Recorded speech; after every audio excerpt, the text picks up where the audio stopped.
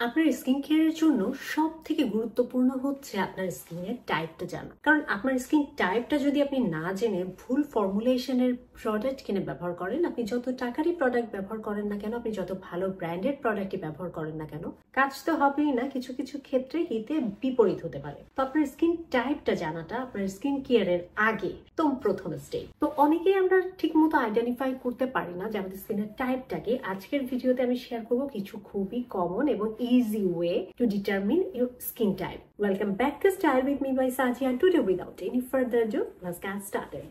প্রথমেই বলে নেই যে আমাদের স্কিনের টাইপ কি কি ধরনের হতে পারে। নাম্বার 1 হচ্ছে ড্রাই স্কিন, নাম্বার 2 হচ্ছে নর্মাল স্কিন, নাম্বার 3 হচ্ছে অয়েলি স্কিন, নাম্বার 4 হচ্ছে কম্বিনেশন, ড্রাই এবং অয়েলির একটা কম্বিনেশন যাদের স্কিন তাদের স্কিন, এবং আর একটা ধরন আমরা বলতে পারি যাদের স্কিন হচ্ছে ভীষণ সেন্সিটিভ। তো অয়েলি স্কিনও সেন্সিটিভ হতে পারে, ড্রাই স্কিনও সেন্সিটিভ হতে পারে, কম্বিনেশন সেন্সিটিভ হতে পারে। সেন্সিটিভটা আসলে আমরা টাইপ না বলে ক্রাইটেরিয়া বলতে বেশি স্বাচ্ছন্দ্য বোধ করবো। চলুন কিভাবে বাড়িতে বসেই জেনে নেওয়া যাবে আপনার স্কিন টাইপ, সেটা নিয়ে কথা বলা যায়। প্রথম পদ্ধতি, যে পদ্ধতিতে আপনাকে যেটা করতে হবে, প্রথমেই একটা মাইল্ড জেন্টাল ক্লিনজার দিয়ে খুব সুন্দর করে ফেসটাকে ওয়াশ করতে হবে, ক্লিন করতে হবে। এক্ষেত্রে হার্শ কেমিক্যাল যুক্ত কোনো ধরনের ক্লিনজার ব্যবহার করবেন না, কারণ হার্শ কেমিক্যাল যুক্ত ক্লিনজার আমাদের ত্বকটাকে একটু ড্রাই করে দেয়। নর্মালি আমার যে স্কিন টাইপ তার থেকে আরো বেশি ড্রাই করে দিলে আমরা আসলে সঠিক স্কিন টাইপটা কিন্তু আইডেন্টিফাই করতে পারবো না। That's why mild gentle cleanser হচ্ছে বেস্ট এই ক্ষেত্রে। ক্লিনজার দিয়ে মুখ ধোয়ার পরে কি করতে হবে, মুখটা সুন্দর করে টিস্যু বা টাওয়েল দিয়ে মুছে ফেলতে হবে। এরপরে অপেক্ষার পালা। 25 মিনিট অপেক্ষা করার পরে আপনাকে দেখতে হবে যে আপনি ফিলিংটা কেমন পাচ্ছেন। সেটার উপর নির্ভর করবে আপনার স্কিনের টাইপটা কি। প্রথমেই বলি ড্রাই স্কিনের কথা। যাদের স্কিন 25 মিনিট পরে ভীষণ রকমের টান টান মনে হবে মুখে একটা কিছু দেওয়ার খুবই প্রয়োজন, ভীষণ শুষ্ক রুক্ষ লাগছে, অবভিয়াসলি তাদের ড্রাই স্কিন। দ্বিতীয় হচ্ছে নর্মাল স্কিন, যাদের খুব বেশি টান টানও লাগছে না, আবার খুব বেশি অয়েলিও মনে হচ্ছে না, তাদের আমরা ধরে নিতে পারি যে তাদের স্কিন টাইপ হচ্ছে নর্মাল। নাম্বার 3 হচ্ছে কম্বিনেশন। যাদের স্কিনে টি জোন অর্থাৎ কপাল এবং নাকের এতটুকু অংশ তেল তেলে একটু ভাব দেখা যাচ্ছে, তেল তেলে মনে হচ্ছে, ফেসের অন্যান্য অংশ মনে হচ্ছে বেশ ড্রাই, তাদের হচ্ছে বেসিক্যালি এই ড্রাই এবং অয়েলি স্কিনের একটা কম্বিনেশন স্কিন। তাদের স্কিন কেয়ারটা কিন্তু আবার ডিফারেন্ট হবে। আবার যাদের স্কিন দেখা যাবে 25 মিনিট পরে কিছু মনে হচ্ছেই তো না, আবার বিভিন্ন জায়গায় ফেসটা বেশ অয়েলি মনে হচ্ছে, তেল তেলে হয়ে গেছে, সেই সকল ক্ষেত্রে ধরে নিতে পারি আমরা তাদের স্কিন টাইপ হচ্ছে অয়েলি। এখন আমরা জানবো দ্বিতীয় কোন পদ্ধতিতে আরো বেশি ভাবে শিওর হওয়া যায় যে আসলে আপনার স্কিন টাইপটা কি। সেটা হচ্ছে ব্লটিং পেপার, বা যাদের বাসায় ব্লটিং পেপার নাই আপনারা টিস্যু পেপার ব্যবহার করতে পারেন। টিস্যু নিশ্চয়ই সবার বাড়িতে অ্যাভেলেবেল আছে। তো নর্মাল টিস্যুটা ওই যে মুখ ধোয়ার পরে 25 মিনিট অপেক্ষা করবেন, অপেক্ষা করার পরে একটা টিস্যু নিয়ে মুখটাতে পুরো মুখে চেপে বসাবেন। বসানোর পরে টিস্যুটা সরানোর পরে রোদ বা আলো আছে যে জায়গাটায়, সেই জায়গাটাতে মেলে ধরবেন। এখন যদি দেখেন টিস্যুতে কোনো জায়গায় কোনো তেলের ছাপ আপনারা দেখতে পাচ্ছেন না, আপনার স্কিন হচ্ছে ড্রাই। যদি দেখেন হালকা কোন রকম একটুখানি তেল তেলে মনে হচ্ছে, হতেও পারে নাও হতে পারে, আপনার স্কিন নর্মাল। আর যদি দেখেন আপনার শুধুমাত্র কপাল এবং টি জোনের এই জায়গাটাতে বেশ অয়েলি এবং অন্যান্য অংশে তেমন কোনো তাৎপর্যপূর্ণ অয়েলিনেস নাই, আপনার স্কিন কম্বিনেশন। আর যদি দেখেন টিস্যুটা বেশ খানিকটা তেল তেলে মনে হচ্ছে, অবভিয়াসলি আপনার স্কিন হচ্ছে অয়েলি। এই দুই পদ্ধতির দুটোই আপনি অ্যাপ্লাই করতে পারেন, অথবা যে কোনো একটা অ্যাপ্লাই করে আপনি এনশিওর হতে পারেন আপনার স্কিন টাইপটা আসলে কি। এই পদ্ধতিতে আপনারা আসলে চিহ্নিত করতে পারবেন আপনাদের স্কিনের টাইপটা কি। এবং স্কিন টাইপটা জানাটা কেন এত গুরুত্বের সাথে বিবেচনা করা হয় জানেন? প্রত্যেকটা স্কিন টাইপের স্কিন কেয়ার রুটিন কিন্তু আলাদা আলাদা হবে। এবং বলে রাখা ভালো যে বছরের শুরু থেকে শেষ পর্যন্ত প্রত্যেক মাসেই আমাদের স্কিন টাইপ কিন্তু একই রকম থাকে না। Yes, it's interesting but it's true. যেমন আমি যখন বাংলাদেশে ছিলাম আমার স্কিন টাইপ ছিল হচ্ছে নর্মাল, একদম pH 5.5 ছিল আমার স্কিনের লেভেল pH এর। কিন্তু এখন ইউএসএ আসার পরে বছর খানেকের মধ্যে আমার স্কিন পুরোপুরি আমি দেখি চেঞ্জ হয়ে গেছে, এবং স্কিনটা হয়ে গেছে ড্রাই। যেহেতু এখানকার আবহাওয়ায় আর্দ্রতার পরিমাণ কম, বাতাসে আর্দ্রতার পরিমাণ কম, একটু ঠান্ডা শীত প্রধান দেশ, এখানে আসার পরে এখন আমার আসলে ময়েশ্চারাইজার ছাড়া আমি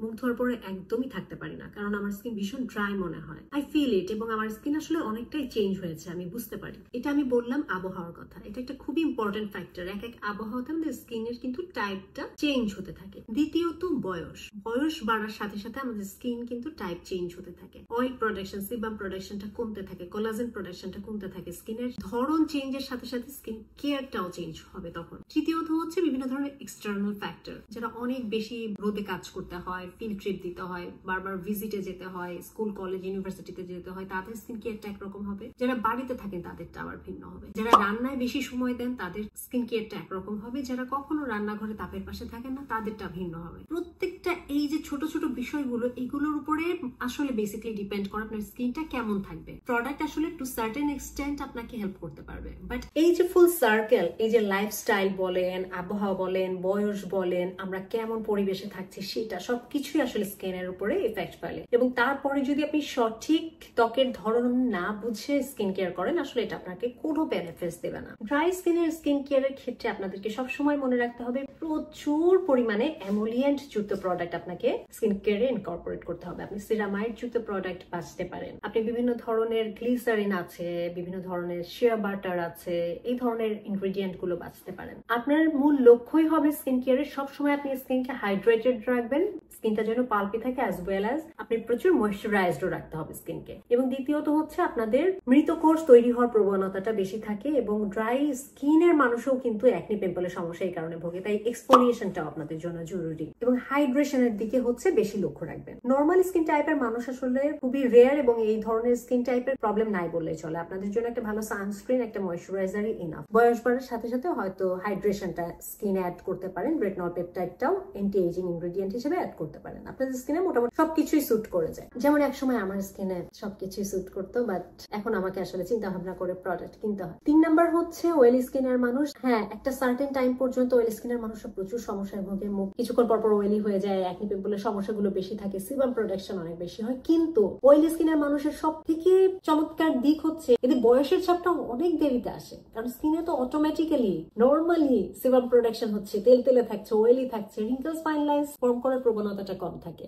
এইজিং প্রসেসটা আপনাদের কিন্তু দেরিতে আসবে। এটা কিন্তু চমৎকার একটা ভালো পয়েন্ট। আর এই অয়েলিনেসটাকে প্রতিহত করার জন্য মার্কেটে অনেক ভালো ভালো প্রোডাক্ট অ্যাভেলেবেল, বিভিন্ন ধরনের জেল বেসড, ঠান্ডা করে স্কিনকে, সিকা বেসড, নায়াসিনামাইড, এই ধরনের প্রোডাক্ট গুলো আপনাদের জন্য বেস্ট। কম্বিনেশন স্কিনের জন্য আসলে স্কিন কেয়ার রুটিনটা করা একটু টাফ, কারণ এক্ষেত্রে না আপনি পুরোপুরি ড্রাই স্কিনের দিকে যেতে পারবেন, না পুরোপুরি অয়েলি স্কিনের দিকে যেতে পারবেন। তো কম্বিনেশন স্কিনের জন্যই আসলে ডিজাইন করা কিন্তু ফেস ওয়াশ মার্কেটে অ্যাভেলেবেল আছে, টোনার আছে, ক্রিম আছে। সিরাম এবং ক্রিমের ক্ষেত্রে আপনাদেরকে একটু সতর্ক হতে হবে। সিরামের ক্ষেত্রে হাইড্রেশন যে কোনো স্কিন টাইপের মানুষের জন্য প্রযোজ্য, এবং কম্বিনেশন হলেও আপনাদের হাইড্রেশন প্রয়োজন, যেহেতু ফেসের শুধুমাত্র এই টি জোনটা, নাক এবং কপালেই তেল তেলে ভাবটা বেশি থাকে, গালের অন্যান্য দিকে তো শুষ্কই থাকছে। সো হাইড্রেশন আপনারা ইনকর্পোরেট করতে পারেন, এজিং প্রোডাক্ট গুলো ইনকর্পোরেট করতে পারেন। এবং রাতের বেলাতে আপনার স্কিন যতই অয়েলি ফিল হোক না কেন, অবশ্যই ভালো হেভি ময়েশ্চারাইজার অ্যাপ্লাই করবেন, কারণ ফেসের অন্যান্য জায়গায় কিন্তু আপনার শুষ্কই থাকে। নাক এবং কপালে আমাদের প্রবলেম নরমালি কম হয়, ফেসের অন্যান্য জায়গাতেই প্রবলেমস